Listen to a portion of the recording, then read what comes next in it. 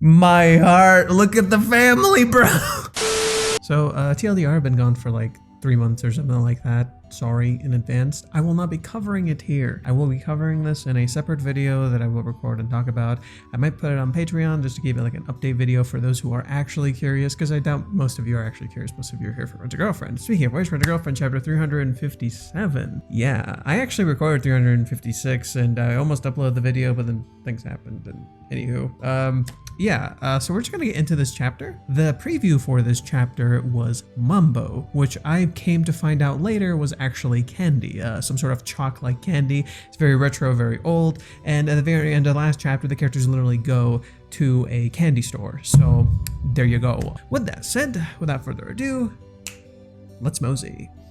Do I look okay in the camera? I feel like the camera's making me look weird. That, or maybe I'm actually tired and I don't look very good. Oh God. Let's just not talk about that and move on. Okay. Wow, look at all these snacks. This is so nostalgic. Wow, they have bottom in here. Furamon too. Wow, yan sukabu. I remember eating these. Interesting. This cover looks like a spread. And it looks so cute. Legoland in the background. Look at that. They're so adorable. They're so cute. Doesn't he look like a total fucking cool dude? A Chad. I wanted to say Chad and then went like cool dude. This is how you know I'm really tired. Okay. Rating 357, My Girlfriend in Love Part 6. It's so cool that they're sharing the spotlight. I just realized that. And it's also interesting how Chizuru is literally popping out of the frame, whereas Kazuya is in the frame. There's probably meaning to that. She's too cute. Too dazzling for me. I just can't. This must be heaven. It hasn't even been an hour since arriving in Odaiba, and yet Mizuhara's cuteness is unstoppable. This is really funny that he's saying this because Reiji literally said this on Twitter in his private account or his like non-official account, where he's just like, you know, I might accidentally end up drawing 20 pages of Chizuru just being super cute because she's so adorable and I'm happy she's happy. And I'm like, damn it. I get it though. It's time for our regularly scheduled praise of Mizuhara. It's a given at this point. That's why I'm having so much fun. It's like I'm a kid again. She said it was her first time at the shopping street. Plus, she seems to be really enjoying the atmosphere. I'm so glad that I brought her here. Still, she seems to be acting a little differently than usual. She seems genuinely excited. Wow, they have toys too.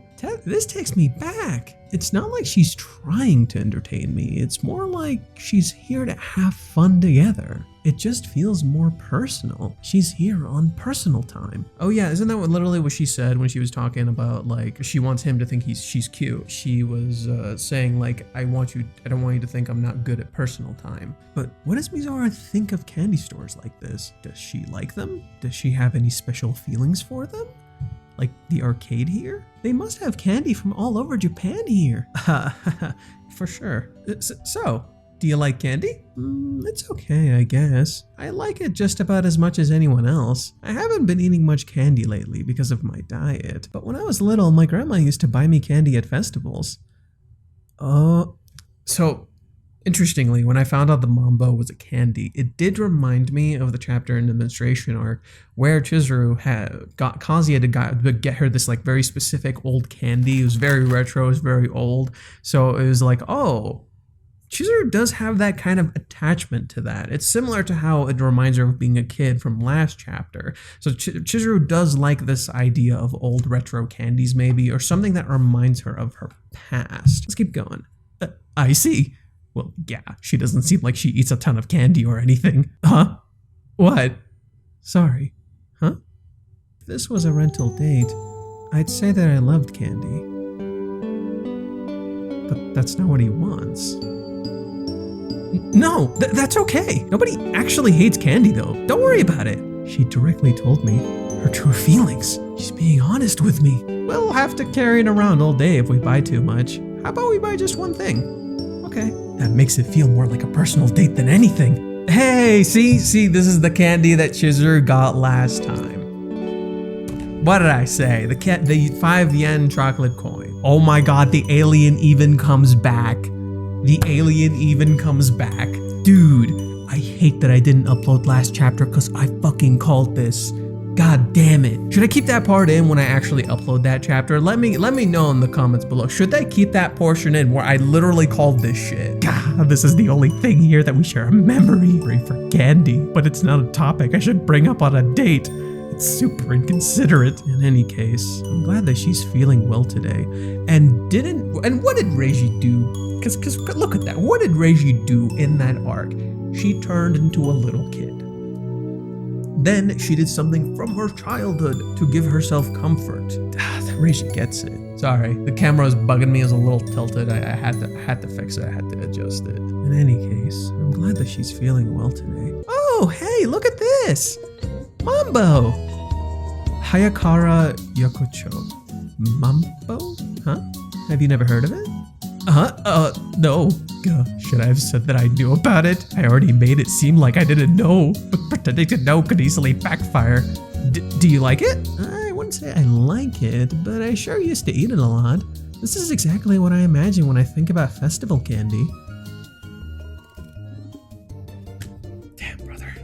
Oh, the arcade was one thing, but I'm surprised to see Mizuhara get so excited about stuff like this. How about we get this then? Sure. Are you okay with that? Yeah, we don't want to carry too much. Odaiba. The rain. I love how he keeps coming back to the rain, but it also feels like maybe he took this when it was sunny because of the way the lighting looks on the letters. Because this is a real picture. He took a real picture, he put a filter, and then he put the rain over it.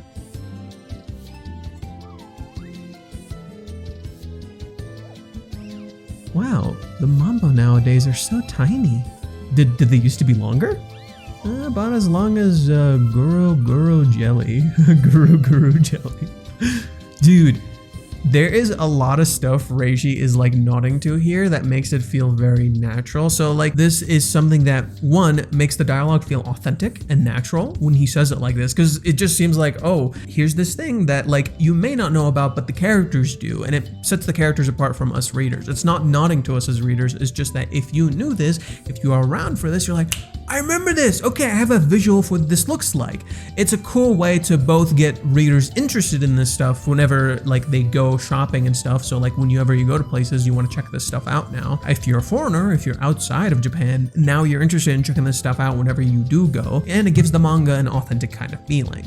So it does a lot, surprisingly. Like, it's not just, oh, hey, look, he's just nodding to this. Because I hear this sentiment a lot from a lot of people that whenever Reiji presents something in an authentic way, he's pandering or he's showing it a certain way, but then he's showing it with something like this, something small. These things are not gonna fucking sponsor him. But interestingly, now that I do bring it up, Reiji's own hometown, Nakano City, actually got like an event that was created by the government. Like the local government in Nakano City like was so proud of Reiji's work that they wanted to celebrate, so they did like a small event where you could get like a special manga that he made. I'm gonna see if I can go buy it somewhere online. And then there was also like a whole bunch of stuff you could do. There's like an event where you could like use your phone, and you could, depending on where you go and where you point your phone with the camera, it would tell you something different, and it would take like a page from the manga itself. It's a cool experience. I heard they got about 3,000 or so people, which might seem pretty small to you guys, but that's pretty big for an event like that, where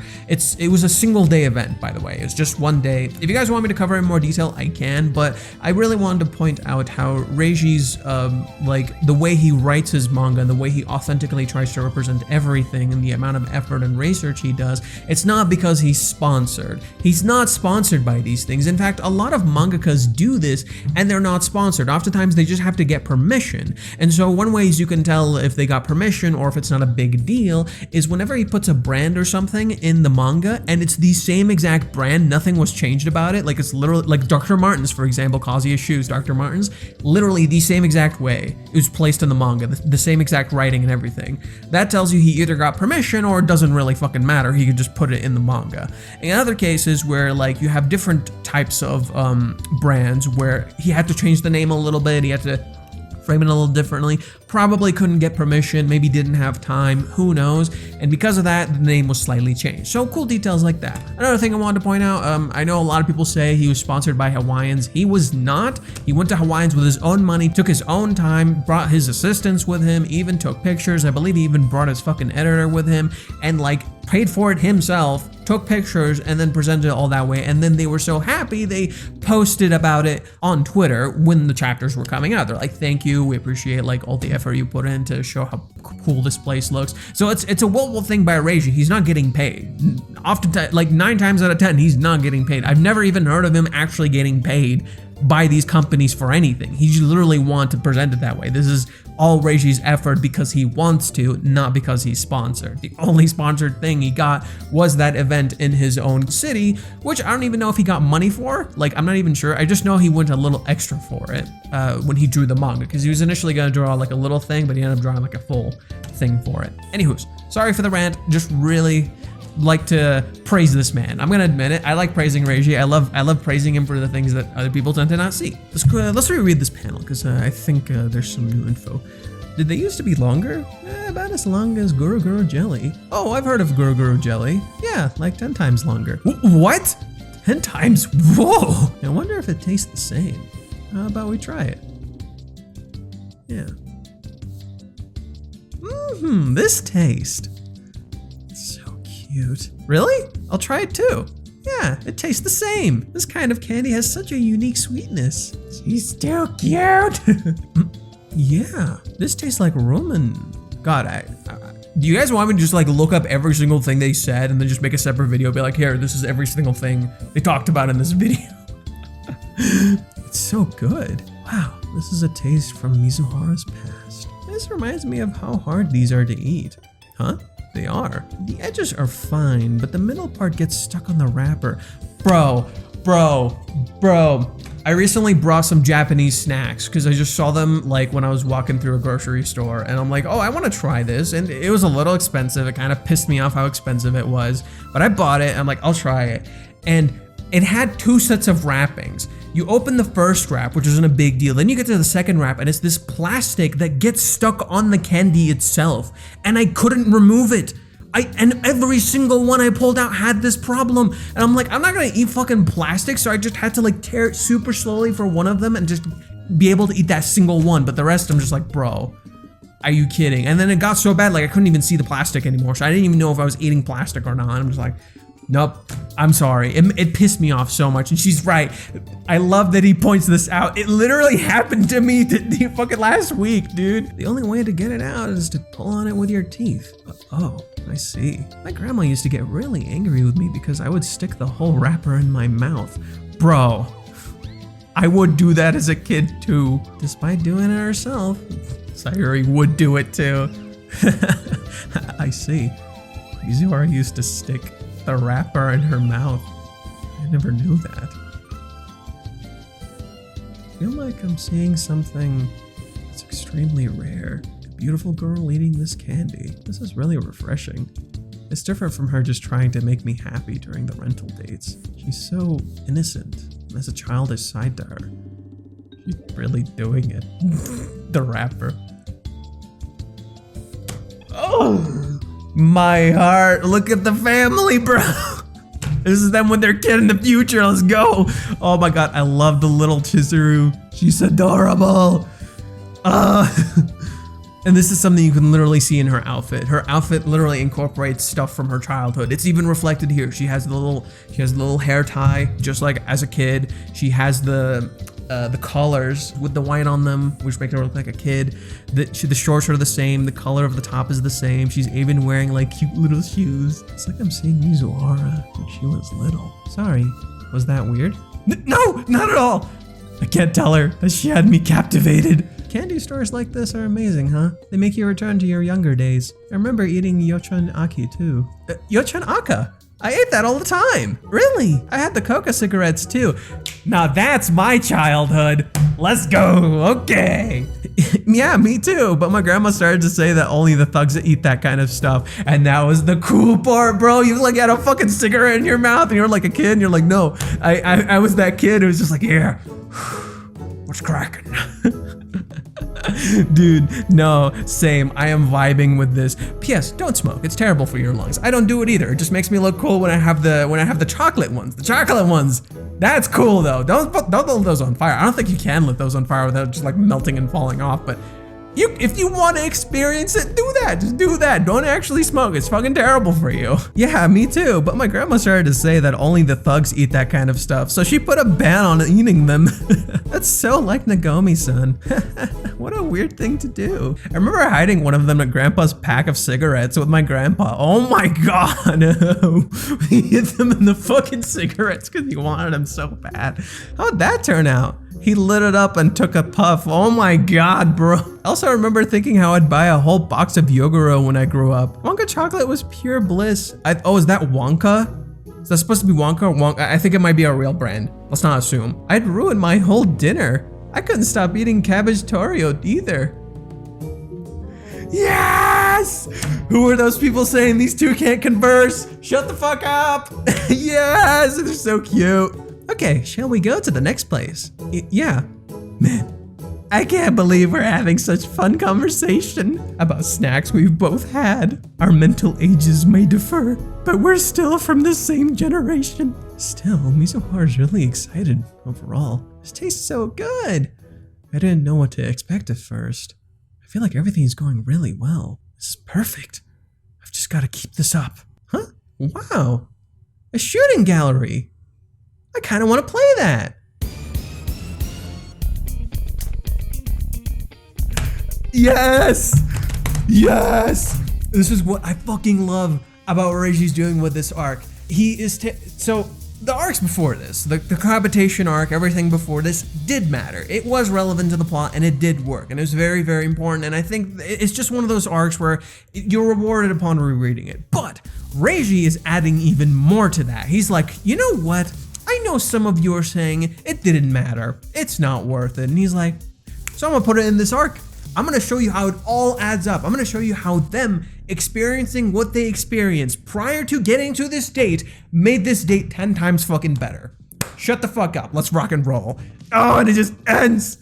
Look at him. Oh my god, I'm loving this arc. I am loving this arc. Reiji's doing such a fantastic fucking job writing this arc. And it's making people, and it's gonna make the cohabitation arc as a whole going back even more worth it, right? Like when you go back, you're like, yes, he was planning this from the beginning. This dude knows how to fucking write. And he was, by the way, he was. And let's be real, like the cohabitation arc, while started really slow, it is a slow arc. Let's get that out of the way.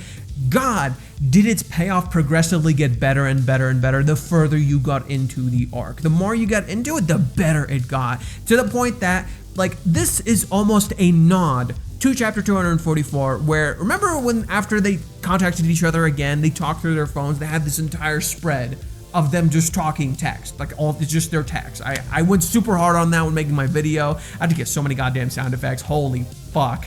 And of course, plot twist, I actually might have lost that project, so I don't even have like all those sound effects like organized anymore. Anyways, for this arc, isn't it super freeing to come back full circle and now they're talking in person like this? And it's all natural and cute and adorable. And now Kazuya is ready to show the fuck off. He's like, oh, I got this. Let's do this. So Kazuya's gonna try, and it'd be so funny if next chapter he just fucks up. He fails super hard, but ends up being super fucking cute. Bro. And like, I love the scene where they show this memory, this old shared memory that they have, but it's an awkward, uncomfortable conversation. You don't really want to point it out, you don't want to bring it up.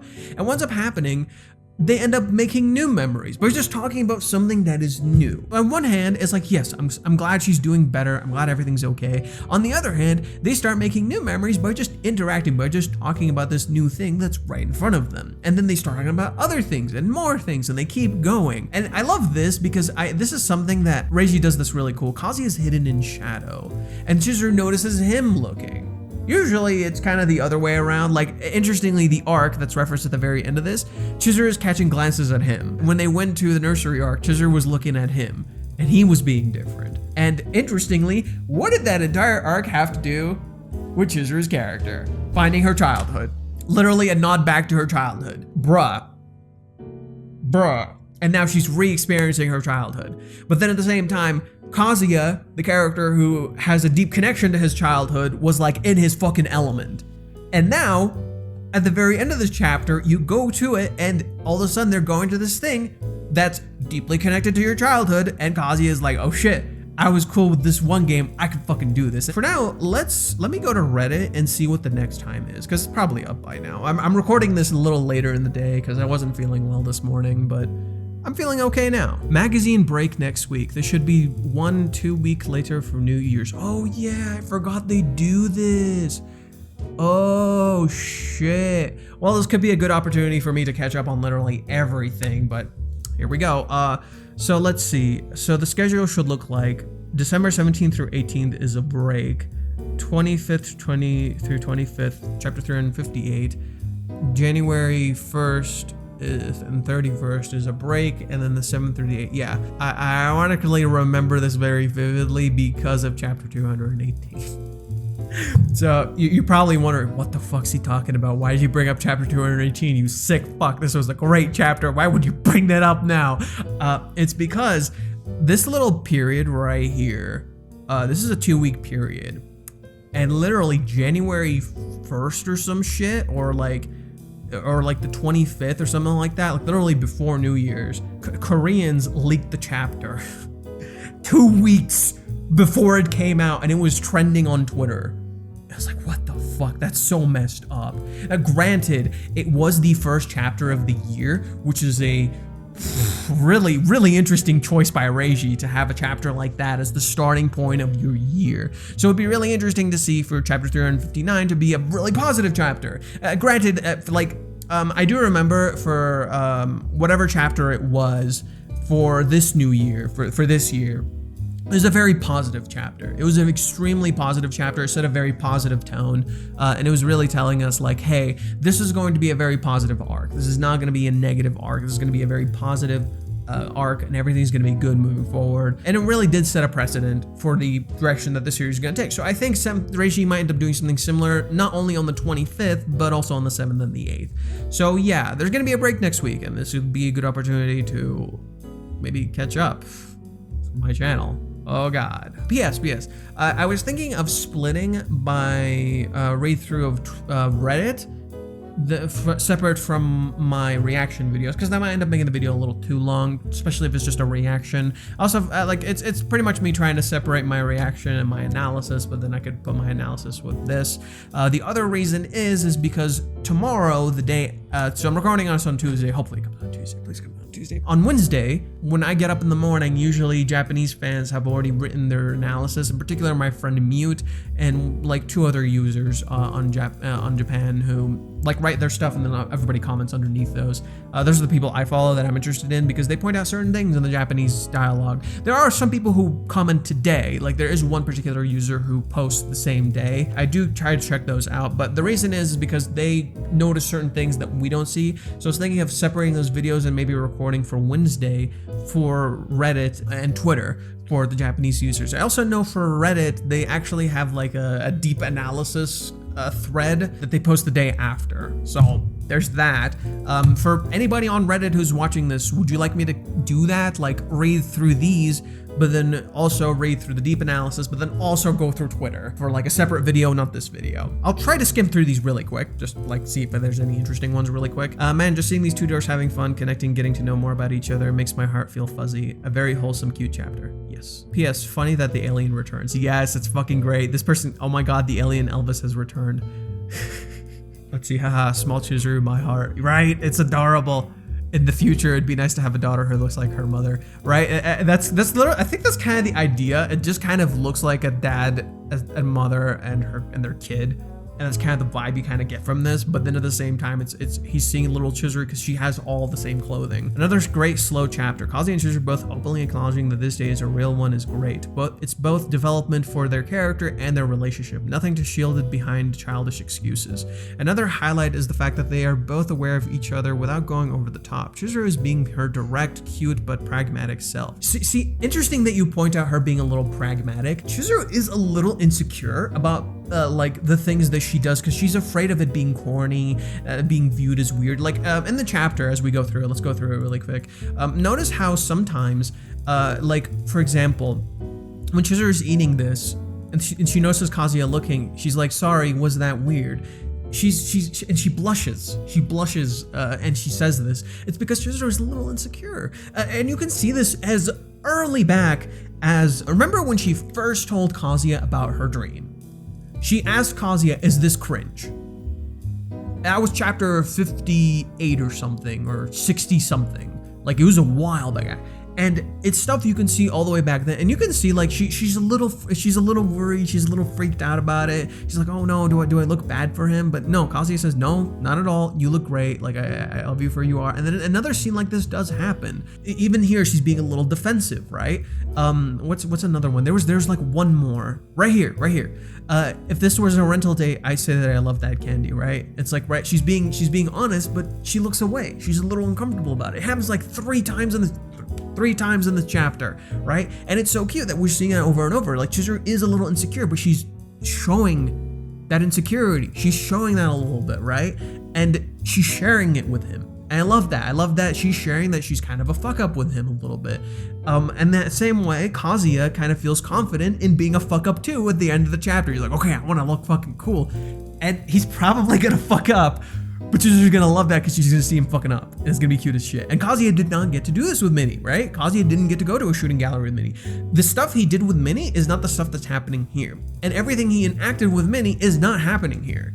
Like literally everything you saw him do with Minnie is not happening here. None of this was shown, right? Like they showed these places kinda, but you didn't see them do these specific things. And there's a reason for this. Reishi is nodding back to these arcs. For example, last chapter, if you go to chapter 333, which was the nod to that chapter, it's so crazy how similar it is, yet also completely different. Because Kazuya, like what Kazuya says, how Kazuya reacts, how Chizuru reacts, what they do, what Kazuya plays with Minnie, the number 8 being nodded to constantly, which is literally in Minnie's name. So if you guys don't know, Yamori is spelled with 3 different kanjis. One of the kanjis is straight up the kanji for 8, which is just shaped like this. It's literally just shaped like this. And it's supposed to be a number for prosperity, success, and growth. So we see that number last chapter when Kazuya and Chizuru were playing the game, or when they were playing air hockey. They were both tied at 8. It also, by the way, I don't know if this was intentional, but knowing Reiji, I'm kind of gonna go on a wild limb and say it is. The 8, the way it was shaped, it was kind of shaped like a hammer, like the top of the head of a hammer. And what was Kazuya and Minnie playing in that chapter? The fucking hammer game. Chizuru was even holding a hammer in that time. I don't know if this was intentional, but I feel like it is, and I love that it is. Okay. I said where I stopped. Sure what I was gonna say. Let's continue here. Pragmatic self. Aside, she never really displayed for long, and Kazuya is gushing over her, but without having perverted fantasies, and he's making her feel fully at ease. And I think that's really interesting that you pointed out. A big thing for Kazuya's character right now is accepting the perverted side of himself, that there's nothing wrong with it. That there is nothing wrong with that side of Kazuya. That's kind of important because for him, it's kind of a part that he hates, but it's also a part of himself. And chapter 318 is a great example of this because chapter 318 is the one where he like looks for the mole on her leg. And it's uncomfortable and it's weird, but it's also kind of him. That's literally him following his desires. It is uncomfortable, it is a little weird, and he walks a very thin, morally gray line, but it's still him. And I think a big part of this arc is the characters slowly accepting the dark sides of themselves. Now, we're starting slow, which is what's great about this. That's what I think is kind of important to point out. We're starting with the small little insecurities. So the insecurity of looking weird for Chizuru, the insecurity that like she's not good enough, that she's not living up to that. We're starting a little small with that, right? We're just little touches, little things that they're sharing. We're starting a little small with Kazuya too, like the fact that he wants to look cool, the fact that he wants to talk to Chizuru, that he wants to share things. He starts slow in this chapter, right? He wants to ask her questions, so he starts a little slow, asking a little questions. But there are things they can't fully open up about. For example, Kazuya can't say, I was fucking enchanted by you. Just as Chizuru from last chapter literally can't say, oh my god, he's so fucking enchanting, he's literally goddamn glowing in my eyes. You can't tell him that, right? So they're struggling a little bit about certain things, but on other things they are moving. It's the characters slowly opening up about little tiny things and then slowly getting to the big stuff, in this case, Kazuya's perverted side, but also Chizuru's own dark side that's jealous, uncomfortable, and maybe also has a perverted side. We don't know. Chizuru might actually have that too. You never know, bro. Actually, no, you do know, because we have seen many times of Chizuru like actually being super horny and like needing to restrain herself. So yes, it is there, never mind. And making her fully at ease. It's very funny to see Kazuya, master of kids games, returns, right? Right? We saw the alien return and the master of kids games, and both of those things represent the kid side of Kazuya, the side that he's slowly starting to accept, just as he's seeing Chizuru accept that. Great chapter. Can't wait for the next. The arc is shaping up to be pretty good. I can't believe it. It's Kanokari, but it feels so different. So positive, normal romance manga. Bro!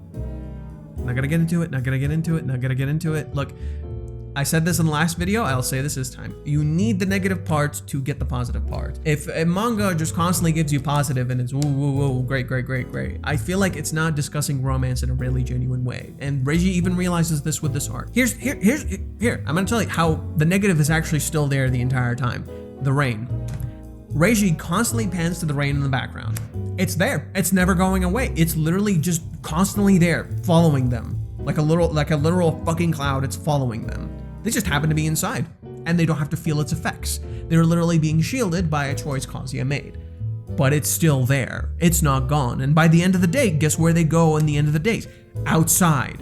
The last part of the day is them going outside. They have to go outside, and they go to a spot that involves kissing, thanks Sumi. And then at the very end of that, hopefully the rain will clear, or they will have to make it clear themselves. So yeah, the negativity is a core part of this manga, and it's kind of rough that just because negativity exists, people don't like that. And that's the thing, for a lot of romance manga, a lot of times when they introduce negativity into it, ironically, it's childish.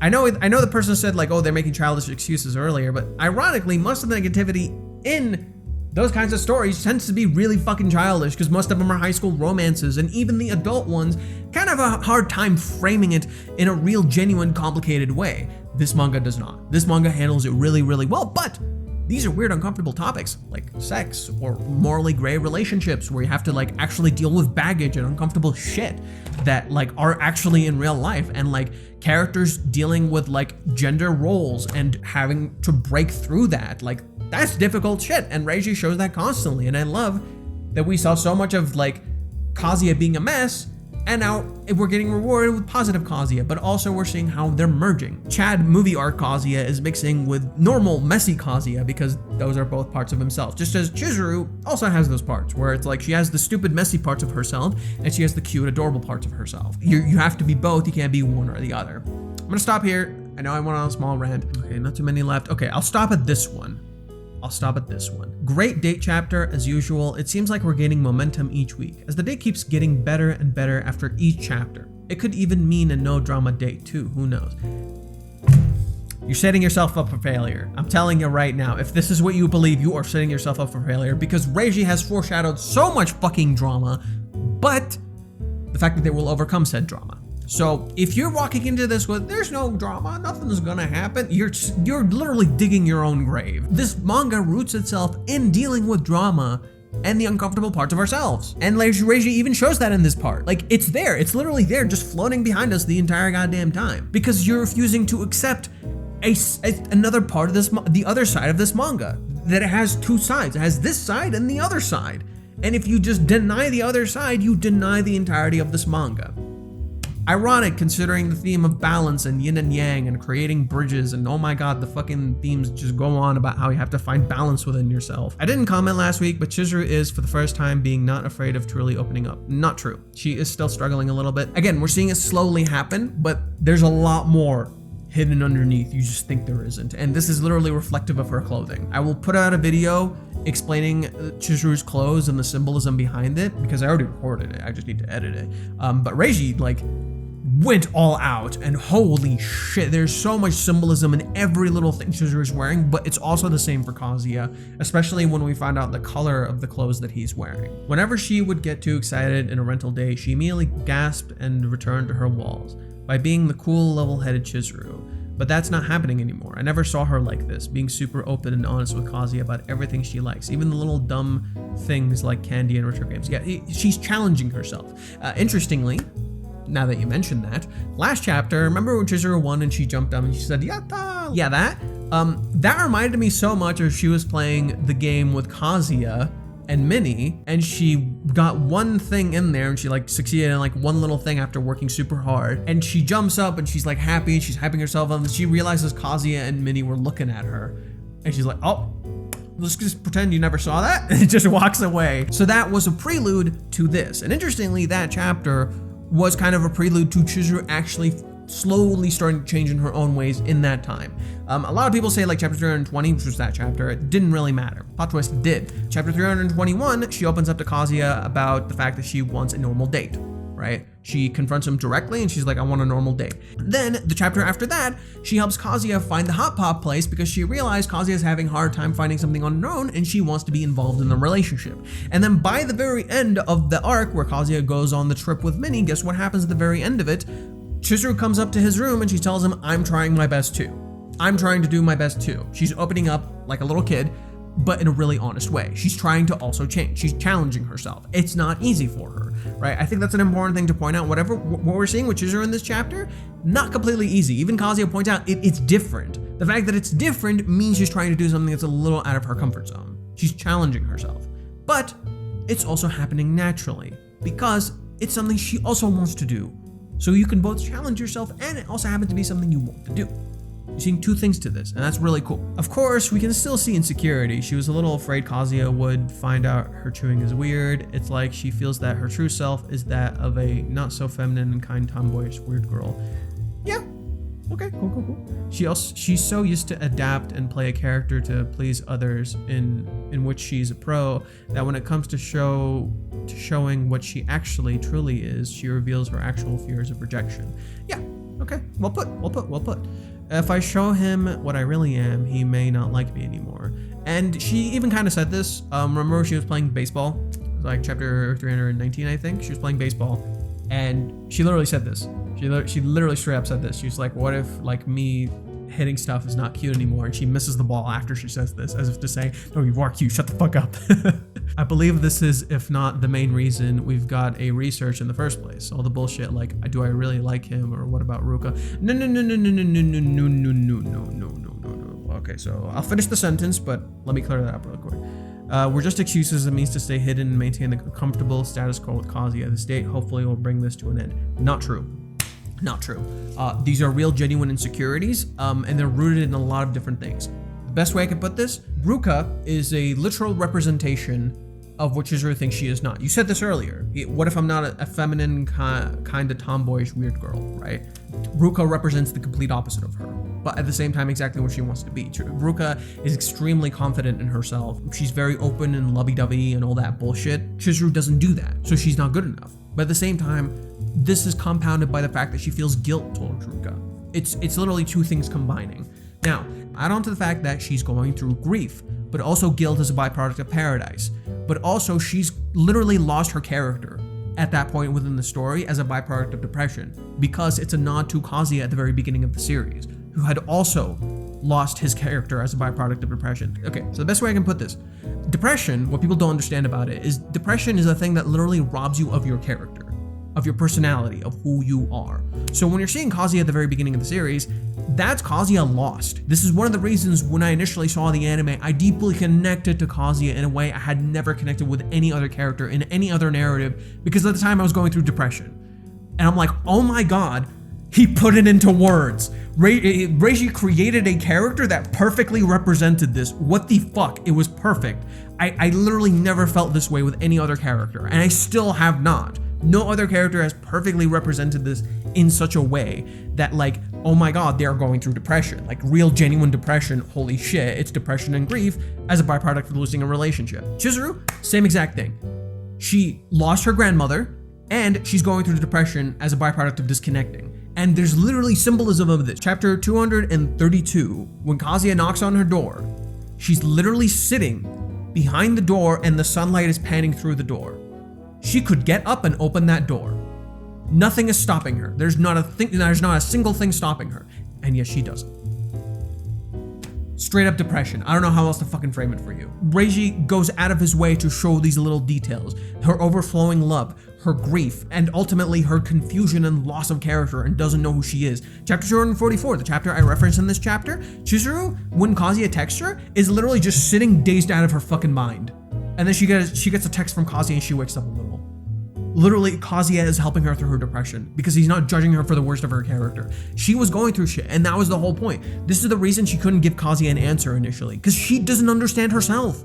If you don't understand yourself, what can you fucking do? This is why when she goes back to her home and she's all alone, she starts fucking crying because she's alone. She's literally detached from other people. She's lonely and she doesn't know what she can do and how to move forward. So when she gets Minnie and Kazuya to live with her, she has a fucking family again. And Reiji nods to that chapter, and literally right after Kazuya and Minnie go on their trip. And Kazuya, Minnie, and Chizuru sit down, they watch a TV show together. And Chizuru is like smiling and laughing and super happy. It's literally her overcoming her depression. The fact that she actually hates herself. Chizuru doesn't just like view herself, oh, I'm weird and uncomfortable. No, she fucking hates herself, dude. She has so much goddamn guilt. Chizuru's struggle and evolution as a character is layered and complicated. It's just not spelled the fuck out for you. They're not gonna just straight up tell you this. These are not how real characters talk, right? Most people don't realize they're depressed. They don't recognize this part of themselves, right? And a lot of Chizuru's transformation in this arc is literally her overcoming these things as a byproduct of the people around her.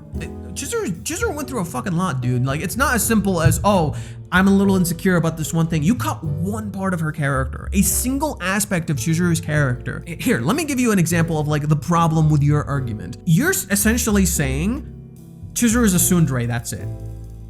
That's all you noticed about Chizuru's character. The fact that she has tsundere elements. But Chizuru is not only a tsundere, she's literally a fucking deconstruction of the entire goddamn trope.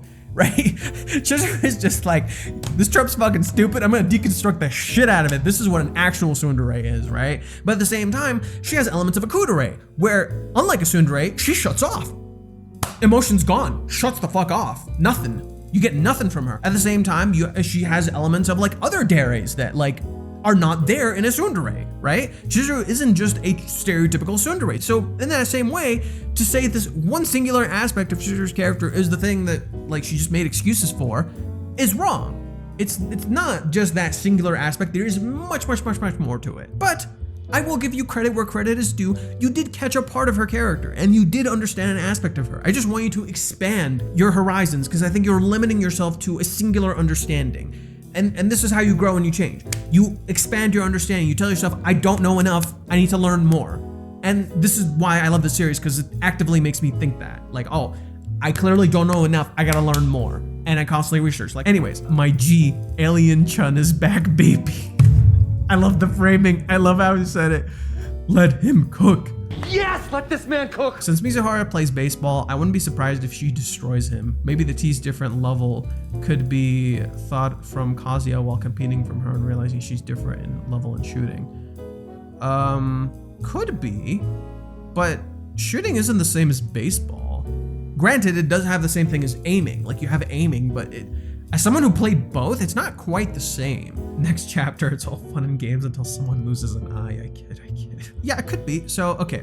Last one, we're gonna read this and some of the, oh my lord in heaven, there's so many goddamn comments below. I'll try to read them. First impressions, there was a few interesting things here. Chizuru differentiated this from Rental Date, where she would tell customers that she loved candy. Kazuya remembered buying the 5 yen chocolates for Chizuru during that time. For a moment, the alien appears again. Kazuya thinks he can tell Chizuru that she had him captivated. He can't tell Chizuru. For the shooting gallery, Kazuya seems to feel well prepared. Next time teaser is score difference. She's gonna fucking destroy him. Right? Either he's gonna destroy her or she's gonna destroy him. And either way, it'll create an interesting dynamic between the pair. The arc suddenly feeling like a whole different manga with Kazuya and Chizuru cute moments. It's not a different manga. It's properly built up to this. It just feels different because you maybe you weren't looking for all these signs. At least like I was fucking looking at all these signs. Like, I felt this was only inevitable. Okay, so here's how I'm gonna frame this for you guys. So I think a lot of people might misunderstood when I said there's going to be drama. What Reiji is writing, which is fucking brilliant, is this. There's going to be drama, but they're going to overcome it. How do I know this? At the very end of the day where the Minnie, like when Kazuya was going to the rendezvous with Minnie, the day was pretty much over, he's about to leave, and Mommy shows up. The big drama queen herself fucking shows up. Nothing happens. Kazuya literally overcomes it. In fact, by the end of it, he's not doubtful in any way, shape, or form. In fact, he's more certain of his direction. Contrasted by Mommy, who's more lost. who's more confused, who doesn't know what to do. And she leaves pissed off in contrast to Kazuya, who looks determined. That cover of Kazuya like feeling determined, saying, "I love you, Mizuhara," is a very, very similar spread to one Chizuru did in the movie arc. After realizing how hard Kazuya is working, that chapter starts the movie arc. Because right after that, everything kicks into gear. So what Reishi's essentially saying is there's gonna be drama, and it's gonna be rough, as he's been showing throughout the cohabitation arc. So for example, Umi shows up. Holy shit, oh my god, everything is gonna fall apart. Chizuru asks Kazuya on a date. They go on the cutest fucking date ever. And then afterwards, Kazuya feels more determined and trusts Chizuru more, and he doesn't care about Umi anymore. In fact, the only thing he looks to Umi for is, he imagines like head Umi being super cool, and Kazuya's like, I want to do that. I want to be super cool. And we had a lot of scenes like this where characters would have some sort of negative thing happen that really genuinely fucking sucks, and they just overcome it. Because that's where relationships are. You have shit that just fucking sucks. It's gonna happen. It is inevitable. But if you can laugh about it 2 seconds later, that's the kind of relationship I'd like to have. Chizuru said this, by the way. Kazuya asked her, what kind of marriage would you like to have? And she tells him that's the kind of marriage I'd like to have. And I'm like, okay. And then the arcs, as they continue, literally this. Literally almost have fights, almost shit going wrong. Just everything's constantly going wrong. They laugh about it 2 seconds later. They're good to go. Everything's back to normal, as if they're doing a reverse of the status quo. It's literally Reiji taking the status quo and reversing it. He's like, oh no, instead of things like perpetuating in a negative way, we're gonna perpetuate things in a positive way. Fuck you. It looks like we've got quite a wholesome date after all. Ideally, this will be a much better understanding of each other, that they might be able to resolve their misunderstandings in the end. And I think that's literally what it is. Like, they're gonna have a big misunderstanding, some sort of fight in the end, but they're gonna resolve it. And I think by the end of it, not only will we get a kiss, we're probably gonna get sex. Just saying it. It's gonna happen. I think by the end of this, they're gonna have the big sex. Like, Reishi's foreshadowed it, like, since the end of Paradise, to be honest. That's how far back he's been foreshadowing it, like, non-fucking stop. So it's gonna happen. They can't do it at home. They can't do it at home. We got many there. I still don't think Chizuru will confess, but that's just the result of the interpretation of Chizuru's confusion about her feelings. It'd be interesting. I feel like maybe there might not be a confession. They're gonna have a sex, and then after sex, Chizuru might tell him, "Oh shit, I think I've always liked you." That'd be so funny. They kiss, they have sex, then they'll be like, "Oh my god, I think I actually always liked you." That'd be so funny. I do think the relationship will change after this, as soon as the whole cohabitation arc was making them both live under the same roof to get used to each other, and love was present, by the way. It's not simply just to get used to each other. They're learning about each other's differences. They're learning about their characters. They're learning to create trust. There's so much layers to the cohabitation. It's not as simple as they got used to each other. It's already there, but the arc was about accepting that they are in love with each other. It's also about accepting themselves, right? It's self-acceptance. As we see a movement from both sides thought out the arc, as Chizuru slips from her iron wall, and she starts her love for Kazuya here. And it's not just Chizuru slipping from her iron wall, it's Chizuru literally learning to open up to everybody around her. A huge theme of this arc isn't simply opening up to Kazuya and loving him. It's about opening up to other people, having friends and family and real connections, and not being fucking alone. I do think that the relationship will change. Chizuru doesn't want Kazuya to leave, and she doesn't want to be lonely. She also already reciprocated Kazuya's feelings, but she can't see that she does yet. But since her feelings won't change, I don't see her realizing that she loves Kazuya. I might be wrong, but I could be that Chizuru doesn't confess. That's gonna be the interesting part. I don't know if she's gonna confess, but I do think, like, at the very, very end of this, she's gonna realize she loves him, right? And she's gonna be like, oh fuck, I think I liked you the entire goddamn night, like I mentioned before. But like, when they talk, I don't know if she's gonna say she loves him. I think she might just open up about a lot of the things she's been hiding, because there's things she's hiding. There's like a lot. People think Kazuya is hiding a lot. Chizuru is hiding a lot too. She didn't talk about mommy. She didn't talk about like what happened in Paradise in full detail. She didn't tell Kazuya the full details of the whole Ruka thing. Kazuya doesn't know everything Chizuru's going through. Chizuru is oftentimes very jealous, and she doesn't show it at all. She's jealous of him hanging out with Minnie, and she doesn't like show that. At the same time that she's going through grief and she's going through a lot, Chizuru is also afraid to show that she's kind of insecure and shit, and she thinks about him and she freaks out a lot. Like, she doesn't say that. Like, I think about you the whole goddamn time, right? So there's layers to what Chizuru is hiding, just as Kazuya is hiding things. I agree that she likely won't confess at the end of the day. I would like to be wrong. They will hopefully have a great time, but she won't be ready to say it yet. And that's the thing, it's like the idea is not to rush it, but for it to happen naturally. Chizuru doesn't want Kazuya to leave. She says she won't force him to stay, so she probably won't use a ticket to make him stay, but yeah, the ticket's probably gonna come back in some way, huh? But she could still say that she would like him to stay. Yet all that isn't enough to confess to Kazuya. I don't think the problem is that Chizuru doesn't want to admit that she loves Kazuya, or that she doesn't have the courage to confess. I don't even think that she would confess if she didn't feel unworthy. I honestly believe that she thinks it wouldn't be true to say she loves Kazuya. I don't see anything happening during the day that would change that. I don't agree with that, actually. I think things are going to change in the day, right? I do think it's going to happen a fight at the end of the day, but I don't know.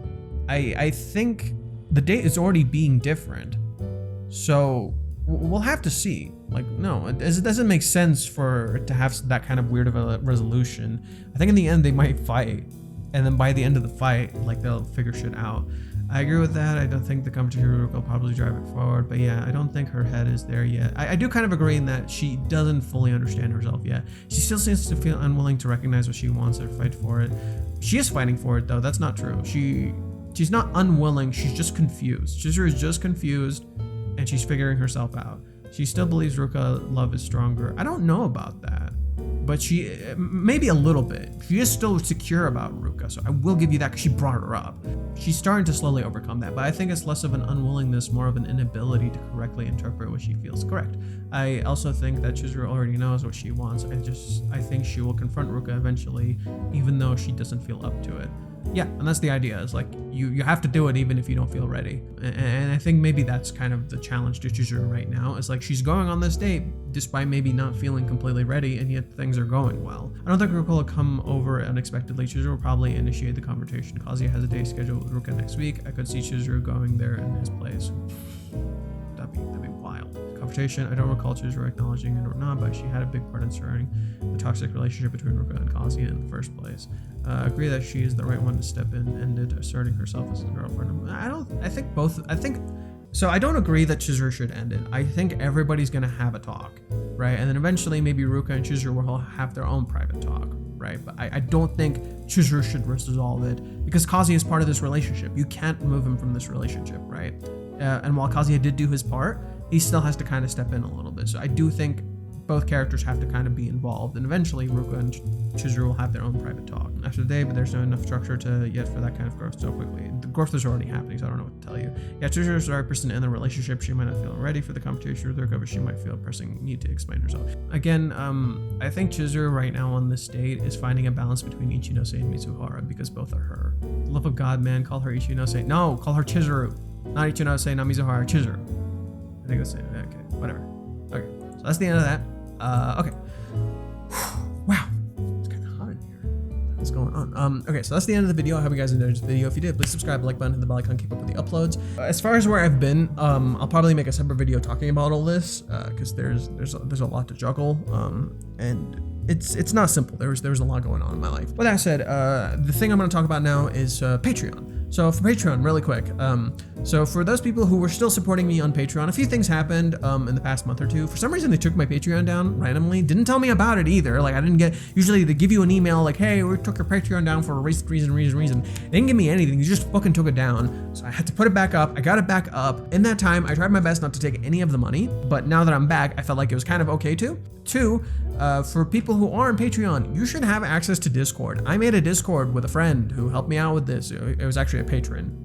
Shout out to him. Thank you for helping me. And we have a Discord now. So if you have a link to that, you have access to that, go check that out so we can talk and do things because, talking through Patreon on its own is not much. Two, or my 2 on 3, I don't know what number I'm at. I was going to upload a lot of my thumbnails and older works and stuff. Unfortunately, I ended up kind of deleting a lot of my older work, like up to chapter 250 something. I don't know where the fuck like how far back it's deleted, but a lot is deleted and it sucks and I hate it. That includes a lot, like and I recovered a decent amount of it, but a good chunk of my thumbnails are missing and shit, or messy, or I don't know what the fuck's going on. So right now I'm just kind of in recovery mode, recovering a lot of my older work. Luckily, most of the current stuff is completely fine. Like 250 and above, I think is completely fine. I don't think there's anything wrong with those. The videos that are uploaded, I still have those like there, but I just don't have the projects. I just don't have the original works. And that includes stuff I never uploaded but worked on. Lastly, and this isn't for Patreon, I was working on a volume 36 video this entire time, but the video grew so large in scope that it encompassed way too more than volume 36. So I do want to eventually upload that because I was like a good halfway into editing it. That's how far I was in. Do I want to eventually upload that? But there are things I would need to correct, such as things like I referenced as like, for example, I talk about season 4 when it was happening, or it's already been announced. I do want to eventually upload that video because I discussed a lot of like the history of the series, a lot of the subtleties. For example, Reishi talks about the naming convention of characters and thematic things and stuff like that. And then finally, I also want to upload all the videos I have missed up until this point, and we now have a golden opportunity, so I'm gonna try to fucking do that. Without further ado, I've been Fate. I hope you guys enjoyed this video. If you'd like to support me on Patreon, I would very much appreciate it. You get access to everything for a single dollar. I do not charge a lot. If you want to support me for more, I would really appreciate it. Making content is not easy. With that said, please subscribe, hit the like button, hit the bell icon, keep up with the uploads. I really appreciate everybody who's supporting me up until now. And for the people who did not leave, I hope you don't leave. Please don't leave. Please don't unsubscribe when I upload this video. Oh God, I'm so worried. Thank you guys for watching, and remember, let's mosey.